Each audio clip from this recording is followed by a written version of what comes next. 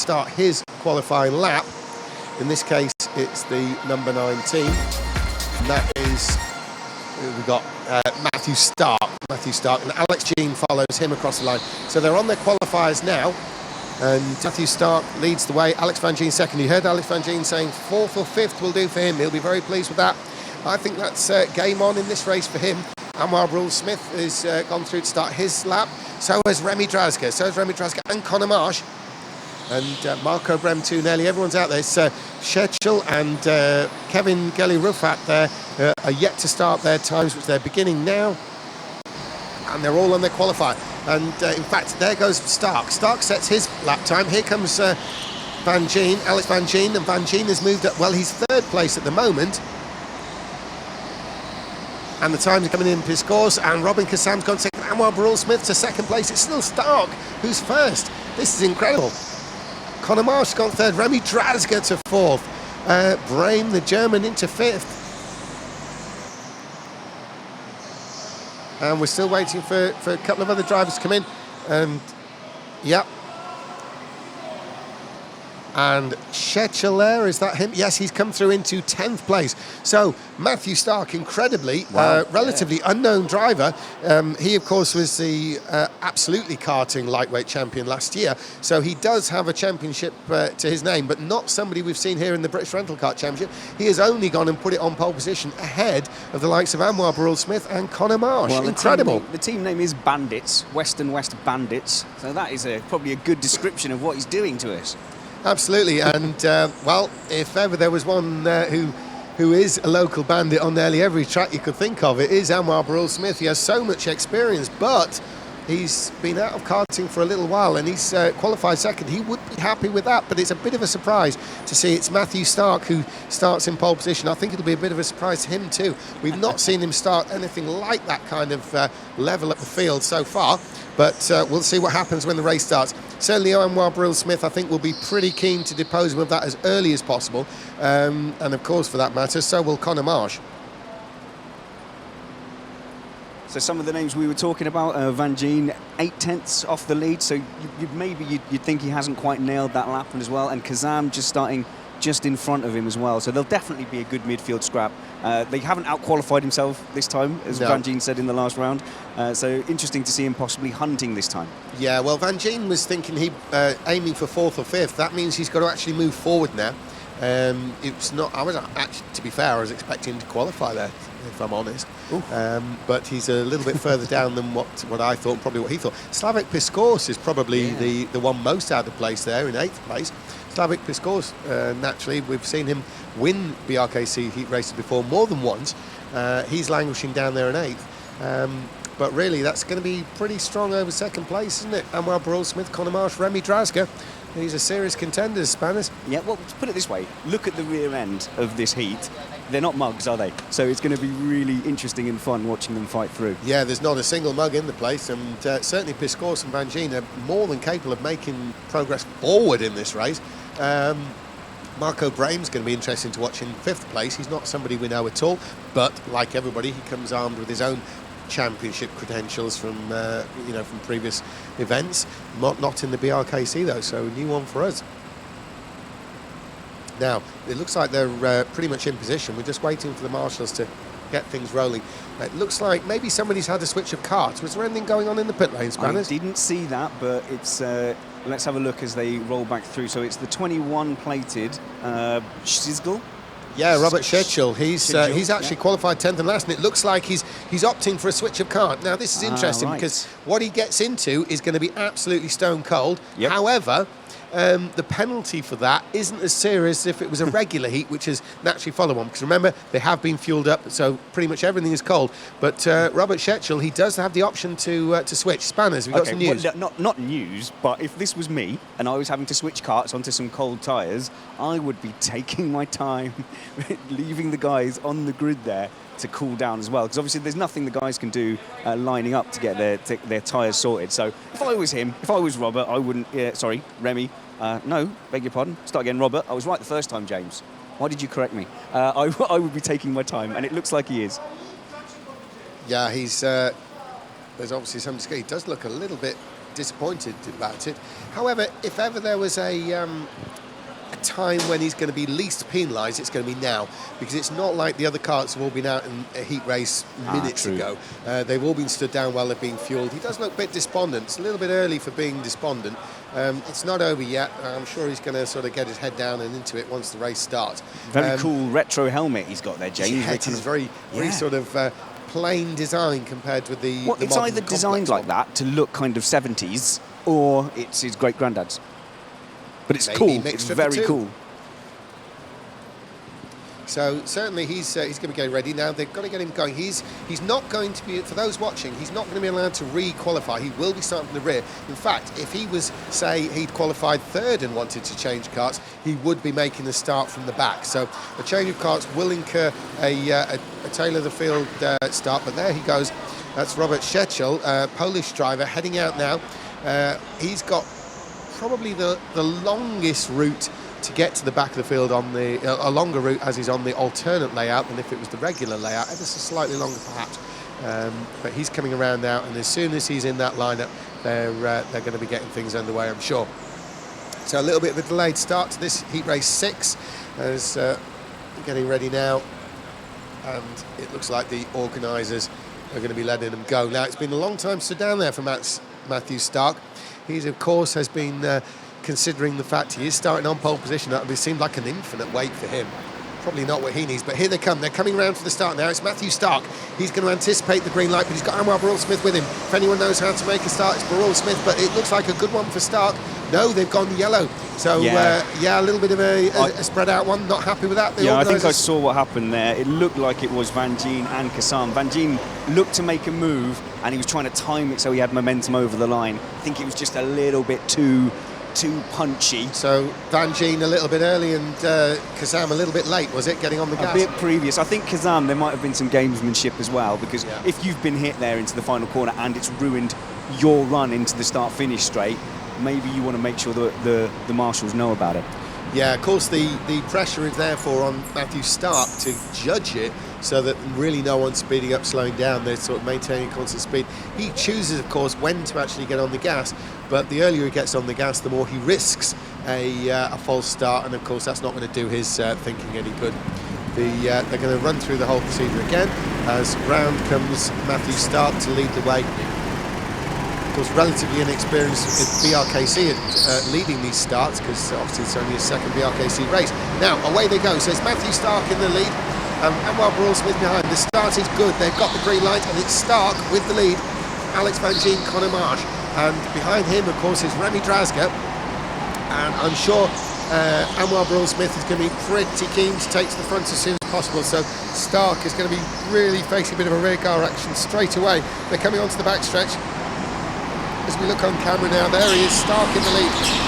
Anwar Burrell-Smith second, and Conor Marsh third, with Remy Drazga fourth. And there's Slavik Piskor's in those very visible purple overalls. So Stark across the line with Burrell-Smith, a little bit of a gap actually to Conor Marsh, and a little bit of a gap at the tail there with Kevin Gelly-Ruffat, the Frenchman, Robert Szechel, who we saw switch karts, and he's actually passed.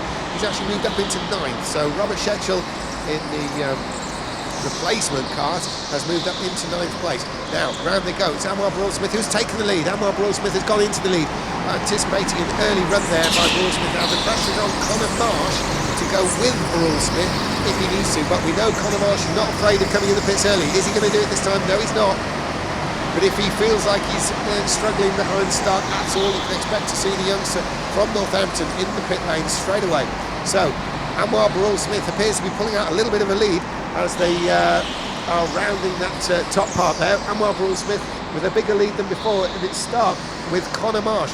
Spanners, you can probably see him down the backstretch. Anwar Burrell-Smith looking good. Well, on the previous lap, no one came in because I think everyone had a good look at the battle they wanted to be in. Suddenly, there seems to have been a gap that's opened up behind Remy Drazga, and so now you're thinking, well, look at the likes of Van Gien and Piskor's, and in fact, coming into the pits now is the kart changer is Robert Scheisgel, who's coming in, and he stopped short of the line, so he's had to drive forward again to make the sensor go off. He's got his head in his hands, but he needed to pit. He had to pit. He found himself at the back, and he was losing places as the kart in front of him was losing losing pace with the main pack. Yeah, I think he's got himself a bit flustered there, Spanners. It did look like the kind of errors to make when flustered. Meanwhile, his friends were being very understanding, James, from the sideline. Absolutely. As Anwar Barrell-Smith manages to increase his lead, he's gaining all the time over Matthew Stark. Now, Matthew Stark is remaining in second place. Conor Marsh is unable to pass. Equally, Drazga is unable to pass. As we look at Stark there in the blue overalls with the white helmet, and that is Conor Marsh chasing down. So we're looking, that's Anwar Barrell-Smith with the lead on screen there. There's Stark, and there's Conor Marsh and Drazga, followed by Robin Kassam. Now, Robin Kassam is in 5th place, but he's not really able to challenge Drazga. In the pits. Conor Marsh is coming into the pits. He looks like he's being very aggressive and no problems at all getting away. So an early roll of the dice to get him out of the pack. It worked for him last time. I'm not surprised at all. In fact, I've just been looking at him every time through as if he's expecting him to come in the pits, and he has done it. Now, the big question is, he pitted there, so he thinks he can run faster on his own than he can following Matthew Stark. Now, Matthew Stark, of course, was losing ground to Anwar Barrell-Smith, and that's exactly what Conor Marsh will have had in mind. So, that puts Remy Drazga up into 3rd place, and Robin Kassam in 4th, and Marco Brem into 5th. Alex Van Gien is now 6th, as the race continues on with Anwar Barrell-Smith in the lead. In the pits. Piscores comes into the pits. Surprising, really. He didn't look like he was being held up by Van Gien, so he's got his reasons for coming in. He did have the option of carrying and going on round, but a clean stop, and Piscores is on his way. Absolutely, another one who believes he's going to be better running in clean air.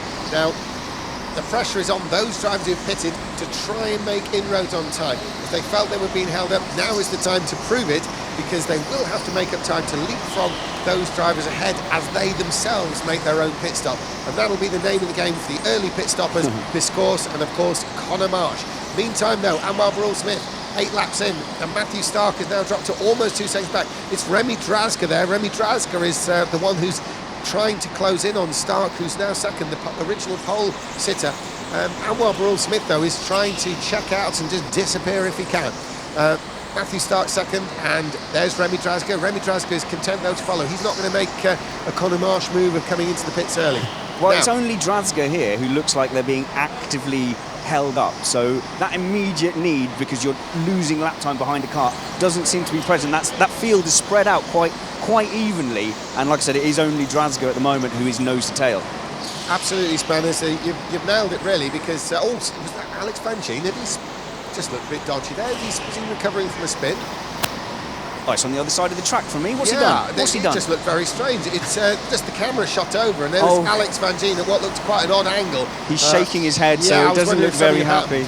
Oh, but he's definitely going to be visor down at the end of this race, isn't he? I think it's going to be visor down. Meantime, potentially visor up is Remy Drazga, who's starting to really close in on Matthew Stark. Now, can he make something work here?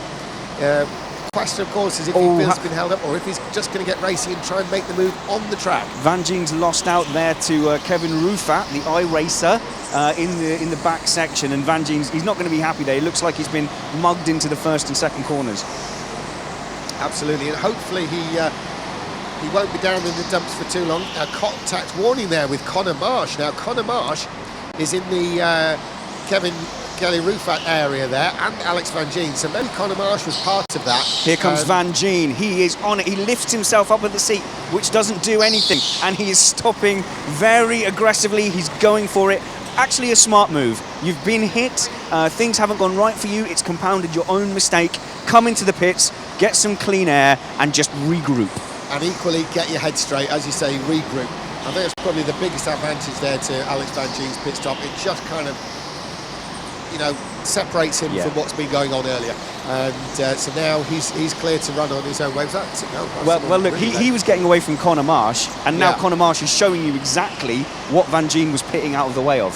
Yeah, and Conor Marsh, having made a pit stop, is actually going to have to pass Kevin Rufat there, the iRacer, and, well, he's going to have to do it soon if he's not going to lose time, because his whole point of pitting early was to create time in a clear space, and, of course, clear space isn't what he has right now. So it's still Anwar Barrell-Smith with a 2.2 second lead over Matthew Stark. Now here's Conor Marsh. Conor Marsh has made the switch there. He's got ahead of Kevin Gelly-Ruffat there, the Frenchman, and Conor Marsh is on his way in 6th place at the moment on the road. That was they had quite a speed delta between the two. Conor Marsh obviously pitted early, and that hasn't paid off. He's lost maybe 3 or 4 laps worth of ultimate pace behind Van Gien and Kevin. And those laps have been like half a second away from what Anwar Barul-Smith is doing. So he's really going to have to get the bit between his teeth now. We'll see exactly at the end how much potential he's really lost. But he is now free, and there's absolutely no one near him for ages. And looking at the times, is there anyone... Well, there's not really anyone who's going to cause him any problems if they get in the pits and come out, because I think Conor Marsh may have the measure of the situation, and this could play back in his hands. I don't really consider Stark or Drazga are going to come in anytime soon. There's no reason to. Obviously, famous last words, Spanners, but I can't really see them making that move yet, and they would be the only ones who could cause Conor Marsh any kind of a problem in terms of a pit stop. Yeah, we might have a long period without any pits now, because they can basically go to the end, and if you had no particular pressing reason, why not leave it till the end? I suppose get it out of the way, but once you've done it, you're stuck, aren't you? You're out of options. You are out of options. Potentially the only benefit would be that if everybody's going to leave it really late, you're going to have to watch yourself coming in. It's going to be dead easy to follow another kart in, and you're going to run out of time. So, if everyone's coming in on the last lap, you are kind of snookered in terms of, if there's someone really close in front of you, the pit stop takes longer because you're having to queue up effectively for those stops. But if nobody pits, I think somebody might realise that and make a bit of a mid-race stop or a 2/3 distance just to get it out of the way so they're not queuing up at the end. Meantime, we're looking now at Stark, and Stark is being chased down by there. Remi Drazga. Remi Drazga from Poland. He's the organiser of the Polish Indoor Championship at Szczecin in Poland, very close to the German border there. And I was fortunate enough to commentate there last year, and part of the commentary was with actually Remi Drazga there. He wasn't competing because he was busy organising, but now he's in action himself. And there he is, Remi Drazga. Predominantly yellow suit and a generally dark helmet. Again, with the European lean, he's leaning out. He's got a lot of experience as Remi Drazga. He's been around the international scene for a long time now, a good 10 years plus, and there he is competing once again here in the UK. But he's chasing down the newcomer, Matthew Stark, and Matthew Stark is, we've not seen him before, but he's doing a sterling effort running in 2nd place behind Anwar Barul-Smith. There's 3 seconds between him and the leader. Spanners, down in the pit lane, we're still waiting for anyone to come. Yes, I know we've had a couple of early pit stops, but it's been a long time now without anyone in at all. But still no reason for anyone to be coming in. Everyone seems to have their own space out on the track. Now, having a look at some of the lap times as well as they're coming in, and actually the qualifying time had a lot of a bigger gap than what people are putting in as their best laps at the moment. So you've got to look at people here like Van Gien and like Kazam and say that they probably didn't get the most out of qualifying, because Kazam's looking like one of the quickest drivers out there, certainly well deserving of his place in the top 5. Yeah, that's right. I mean, Kazam is looking quick, but actually on times, well, his best time is a 32.9, which isn't the lap time that everybody's bandaged to make. There's only 3 of them, of which Robin Kazam is 1. Yeah. However, his last lap was a 33.5, so there may be a little bit up and down there, and that's going to be what keeps him away from those absolute front positions. Yeah, although he's in 4th place now. My lap time graph always looks like that, like a bit of a mountain range instead of like a flat. Yeah.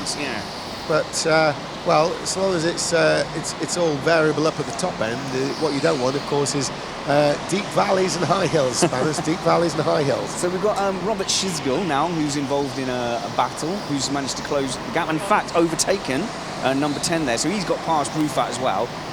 So he's making his way up. But I honestly think he lost too much from that kart swap. Do you know where he originally qualified? He actually did qualify 10th. It was a genuine 10th place, and I think, to be honest, that 10th place is what prompted him to make the switch. So it wasn't like he qualified well up but thought, you know what, I'm going to have problems with this later on. He felt there was something a bit iffy. First of all, he wasn't happy about off the bat. He's not going around at 10th place pace, if that makes sense. No, let's have a look at him. Robert Schizgel, well, he's on a 33.2, which is decent. Well in with the others, albeit lower midfield, if you like, sort of central position, about where he is, to be fair, which is 7th. Good. He, of course, has made a pit stop, but leading the way in terms of those who have made a pit stop is, of course, the Now the benchmark pit stopper is Conor Marsh in 6th place. He's made a stop. Everyone in front of Marsh, in other words, 5th or higher, is yet to stop. There's a bit of contact there with Scores, who has made a stop, and Rufat, who hasn't made a stop. But Rufat, he's not giving up the places easily at all. No. He's making himself quite difficult to get past. There is a big enough delta between Scores and Rufat for a move to come, but it's going to take some contact, I think. Yeah, I think Piscourse, well, he's got to fight his way through. I mean, you know, Kevin hasn't pitted, but Piscourse has no idea how late he's going to leave it. If he knew he was going to... Oh, he's waving his arm. Is he coming in, the Frenchman? Yes, he's in. Here he is now, Spanners. That's really helped Piscourse. Yep, there we go. I think that's quite gentlemanly of Rufat, actually, to come in there. He may have just realised he wasn't battling Piscourse, but he's now going to find himself out in front of Robin Kazam and Marco Brem. Right, well, that's going to be very interesting. Robin Kazam, we know, is running in 4th, and Brem is in 5th. Now, neither of them has stopped. Of course, if they feel, when they catch Kevin Gelly-Rufat, that they are running so much faster, that may prompt a pit stop, which, to be honest with you, with 5 minutes to go, I think would be a reasonable expectation. There's Kazam. He's actually in sight there of Kevin Gelly-Rufat. Now, Gelly-Rufat is running in 10th place, and Kazam is running 4th, so it would really be quite a sensible move if Kazam is going that much faster to pit as soon as he catches him, really. What's the blue flag situation? Well, the blue flag situation is that there's no reason why... there is a reason why Kevin would get the blue flag. He would get the blue flag, but with 5 minutes remaining, maybe Robin Kazam will be just as well off to jump in the pits, depending on where on the track he actually catches him. Of course, yeah. Still a pit stop for those two. Yeah, because the blue flag is going to get shown a bit further around the track than the pit entrance. Obviously, you know, it does depend on where that initial connection is made, but certainly we'd have to wait longer. Brem's pulled the trigger. He's decided, as we talk about that, to get out of it, and it's not a good pit stop. He's stopped short, not triggered the first timing beam, and then taken a little while to realise it. So that's going to be a big disadvantage whenever Kazam decides to pit. Yeah, it does give that feeling of being a slightly off it sort of pit stop, and well, arguably, yes, it is. Well, he stopped short, was waiting for the light, and then realised, I haven't triggered it. Yeah, it's actually cost him quite a bit. 47 seconds on that lap, when really we could be doing with a 42 or a 43, to be fair. It's happening now. Here's Kazam. Yeah, here he is. He looks so good as far as Kazam goes. Much better stop. It's going to be comfortable. So Robin Kazam exits the pit lane, and he's come out ahead there of Conor Marsh. Now that's really interesting, because Robin Kazam is exactly the sort of person that Conor Marsh was considering leapfrogging when he made his early pit stop. This time it hasn't worked out quite so well for Conor Marsh, perhaps. Yeah. And if he tackles Kazam, he's going to have to do it on merit on the track rather than by, you know, dint of being able to make up that time with his pit stop. So Conor Marsh not seeing quite the same benefits from his early pit stop as he did before. Well, what did we say, you know, when Conor was losing time behind Van Gien and Rufat, and we said this is really costing him? Yeah. There's the price that we've just seen. And right there is where it's cost him, isn't it? Right there is where it's cost him. He could ideally have done with leapfrogging Kazam, which of course is the whole point of that early pit stop. Not really worked out for Conor Marsh, but there's still 3 minutes to go. There's still some scope. Now, talking of scope, Matthew Stark, who's still second, has been caught properly by Remy Drazga. Remy Drazga is a lot closer than before. The two have yet to stop, and there's only 3 minutes to go, so we can expect to stop any minute now, including the race leader. But certainly those two, first, second, third. Oh, there's Drazga. Drazga makes a move, and Drazga takes the position. Unseen by you, Spanners, but now they're down the backstretch. There's Drazga up front, and he's past Stark, and there's Van Gien. Van Gien looks quite close, doesn't he? But he is, of course, a lap more. So, in the pits there, here he is. Let's have a look. We've got Drazda coming in the pits. It's all looking smooth so far. Gives himself a little nod of the head, like a yes, well done, Remy, you've done it. Round of applause from the contingent down here in the pits from his team, and he's away. Absolutely there. Remy Drazga, he's in a good position here. He's still in third by the looks of it. We'll see how that does shape out, but I think he's good for third position in this race overall.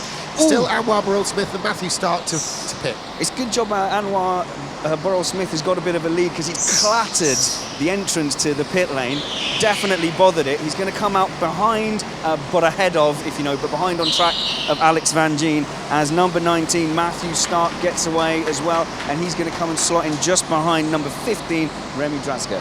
absolutely. Remy Drazga's got exactly what he wanted, because although he had passed Stark, what he didn't need was any problem in the pit stop and come out behind Stark. And as it happens, he's probably a little bit more clear. It's not very far, you know, it's only about 3 or 4 kart lengths, but he's certainly got a little bit of a more comfortable gap perhaps than he would have had. There's only a minute and a half to go. We're looking at Anwar Barrell-Smith, the race leader. He's got Robin Kazam with him. And, well, Robin Kazam, of course, is a lap down because Anwar Barrell-Smith, yes, he's made his stop. What's all this about? Because I'm seeing Kazam. Surely Anwar Barrell-Smith isn't that far up the road that Kazam's a lap down. I'm sure I'm seeing Kazam chasing down. They've both No, pitted. Sorry, I'm looking at Conor Marsh. My fault, Spanners. Looking at the wrong car. Conor Marsh has passed Kazam, and Conor Marsh is 4th. So Marsh has actually been able to pass Kazam. We saw he didn't do it on the pit stops, as probably was his original plan, but has worked now. So there is Conor Marsh. We are looking at coming down towards that final corner there. We're in the final minute of the race, so probably only 1, maybe 2 laps left for the race leader, Anwar Barrell-Smith. There is Conor Marsh we're looking at now with Kazam coming across the line, and look at that. So round the corner they go. Anwar Barrell-Smith still in the lead, and the checker flag, well, it's going to be coming out very soon. We've got less than half a minute now, and we're going to be bringing that one out very soon, I think, because here comes Anwar Barrell-Smith. It's going to be the final lap he's starting. He's running in front of Alex Van Gien on the road, which I believe is going to be a lap down. Yes, a lap down. Yes, it is. Yeah. And there's Stark, and Stark is trying to chase down Drazga, but Drazga looking ever more convincing in second place. Spanners, I think Drazga may have this second place. It looks that way. I bet on Anwar, didn't I? Not so good for Marsh for you. I think the qualifying probably did for him. A 5er, we said, I think. Well, he took the punt on that early pit stop, and I don't think it's worked out quite as well as he'd hoped. It did to an extent, but he only got himself half up the field with the pit stop. This is where teams... The checkers out, Spanners, so Anwar Barrell-Smith has won. There comes Remy Drazga across the line, and there is the 3rd place Matthew Stark. That's still a great performance there. There's Conor Marsh, and there is Robin Kazam. Marco Brem's going to be the next one through. There he is. Taking 5th, Schechel, of course. Well, Schechel is coming in 7th place, and well, he's the one who we saw switch kart, Spanners. That's not a bad result. It's not a bad result at all. Anwar actually took a bit of a risk. He didn't. I was looking at the gap. He had enough of a gap. He did not have to be as aggressive into the pits. It really was a substantial clatter, but he's got away with it, and he's going to be happy with that. Yeah, he really seemed to slam it in the pits there, and that was from up here in the commentary area. You down in the pit lane must have had incredible views, Spanners. I did. It looked good. It was very Hollywood and stunty. I liked it. So let's make sure we catch up with Anwar. Yeah, we'll go over to you in the pit lane now, Spanners. You take it away from here. Okay, I'll just make sure I can get a word. Thank you very much. Yeah, Anwar's going to come in. Van Gien's not going to be happy. He's ended up there in 9th place. I think he's talking about some kind of problem with his car, and that's fair. We'll give him that. No, he doesn't look happy. Do you know what? All that pre-race bravery where I said I was definitely going to chase him to the ends of the earth, I'm not going to. Visor down, is it, Spanners? It's not. It's the opposite. It's helmet off. Very, very vocal. But we want to speak with Anwar here. Anwar, come and speak to me. Lights to flag, a very, very commanding performance, but you were pushing right till the end. Big impact into the pit entry. Yeah, actually that was not me pushing, that was me just losing concentration a little bit. I don't know why I did that, but... was it that easy for you out there that you'd lost concentration? No, not at all. If anything, I'm really angry for myself for doing that. But actually, no, it was a good race. I messed up my quali lap, so I knew I had time in hand because I think the difference across the line was like 0.04, so I knew... And I'd hit a wall, so I knew I had at least a 10th or 2 in there. So I thought I'll just go into the race second, just try and make a move early on, because I think I was get backed up. And the door opened at the right time, so I took it. And yeah, from there onwards, I just got my head down and went for it. And from there afterwards, the only thing really, I was just watching a gap, because I noticed that Conor pitted quite early. Yeah, that's right, but he got held up behind Van Gien and Rufat as well. So. Okay, so I saw that he pitted out of behind Matthew, and I thought, okay, well, let's see what sort of pace Conor's got. And I could see the gap was growing, so I felt safe. And then really after that, it was just understanding if I pitted where I'd feed out into. And so you just left it right to the end. Hey, have you had one of these before? Nice and shiny? Oh, there we go. You get one for each win. Congratulations. Thank you very much, Anwar. Aggressive, in control. Back up to James for the next heat.